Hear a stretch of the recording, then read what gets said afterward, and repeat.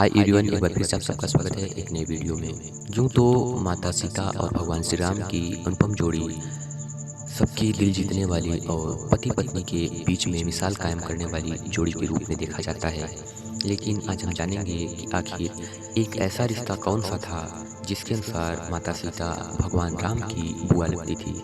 इस रहस्य को जानने से पहले अगर आप हमारे YouTube चैनल पद्मा ज्ञान पे पढ़ रहे हैं तो चैनल को सब्सक्राइब करें तथा बेल आइकन दबाना ना भूलें ताकि ऐसे ही वीडियोज़ के लेटेस्ट अपडेट आप तक सबसे पहले पहुँचें। एक बार की बात है, सूर्यवंशी राजा अयोध्या में राज्य किया करते थे।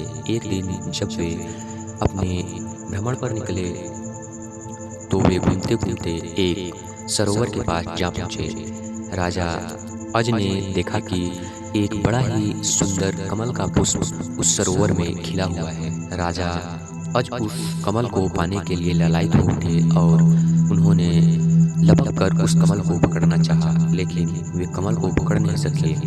तब वे उस सरोवर में कूद पड़े और कमल को पकड़ने की चेष्टा करने लगे, लेकिन जब वो कमल को पकड़ने के लिए लपकते तो कमल थोड़ा सा आगे बढ़ जाता। वे बार बार यही प्रयास करते रहे। प्रयास करने पर वह दिव्य कमल आगे खिसक जाता और राजा अज उस कमल को न पकड़ पाते। ऐसा लगातार करते रहने पर आकाश से आकाशवाणी होती है कि हे राजन, आप इस कमल को नहीं ले सकते। इसे तो वही ले सकता है जिसे संतान हो और आप निसंतान हैं। यह आकाशवाणी सुनकर राजा अज को अत्यंत दुख हुआ और वे अपने राज्य अयोध्या को लौट आए।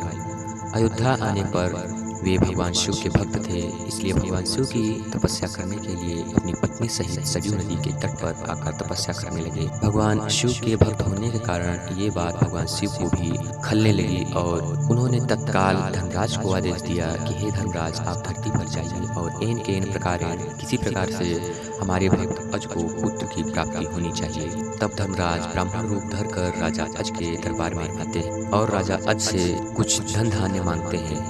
तब राजा अज कहते हैं कि इन ब्राह्मण को धन, सोना, चांदी जितना भी इन्हें चाहिए उतना प्रदान किया जाए। लेकिन तब ब्राह्मण रूपी धनराज कहते हैं कि मुझे यह सब नहीं चाहिए, मुझे तो आपके द्वारा कमाया गया धन चाहिए। ये तो राजधन है, इसे मैं लेकर क्या करूँगा। इस पर राजा चिंतित हो जाते हैं और अंततः उन्होंने निष्कर्ष निकाला कि वे रात को वेश बदल कर जाते हैं और एक लोहार के यहाँ रात भर काम करते हैं, जिससे उन्हें थोड़ा सा धन प्राप्त हो जाता है, या यूँ कहें कि उन्हें 1 टका धन प्राप्त होता है। 1 टका धन को लेकर राजा अज उस ब्राह्मण के घर जाते हैं। संयोगवश ब्राह्मण घर पर न थे, उनकी पत्नी ब्राह्मणी घर पर थी। राजा अज ब्राह्मणी को वो 1 टका देकर बोलते हैं कि बता देना कि मेहनत से धन अर्जित किया हुआ है जो मैं ब्राह्मण को दे रहा हूँ। राजा अज उस थोड़े से धन को ब्राह्मणी को सौंप कर अयोध्या लौट आते हैं।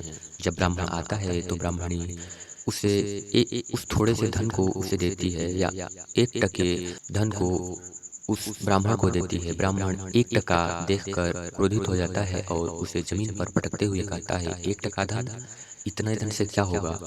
जब ब्राह्मण उस धन को या 1 टके को जमीन पर पटकता है तो वहाँ गड्ढा बन जाता है और ब्राह्मण देखता है कि उस गड्ढे में कुछ दिखाई दे रहा है। अब वह ब्राह्मण भले ही धनराज हो, लेकिन भगवान शिव की लीला तो अपरंपार है, भला उसे कौन जान सकता है। अब ब्राह्मण रूपी धर्मराज उस गड्ढे को खोदने लगते हैं। गड्ढा खोदने पर एक रथ निकलता है और आकाश में चला जाता है और भविष्यवाणी करता है, उसके नीचे खोदो और भी सोने का रथ है। इस प्रकार से ब्राह्मण और खुदाई करता है और उसमें से एक और सोने का रथ निकलता है।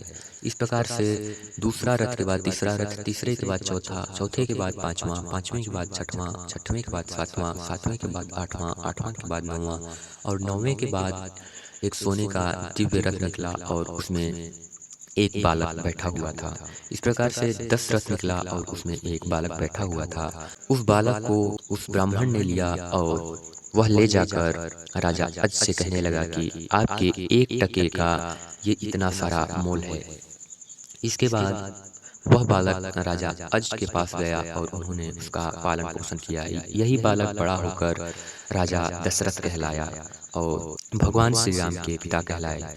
राजा दशरथ का जन्म धरती से हुआ, इसलिए वे भी धरती के पुत्र माने जाते हैं। और जैसा कि हम सब जानते हैं कि भगवान श्री राम दशरथ के पुत्र थे और इधर देखें तो माता सीता का जन्म भी धरती से हुआ था।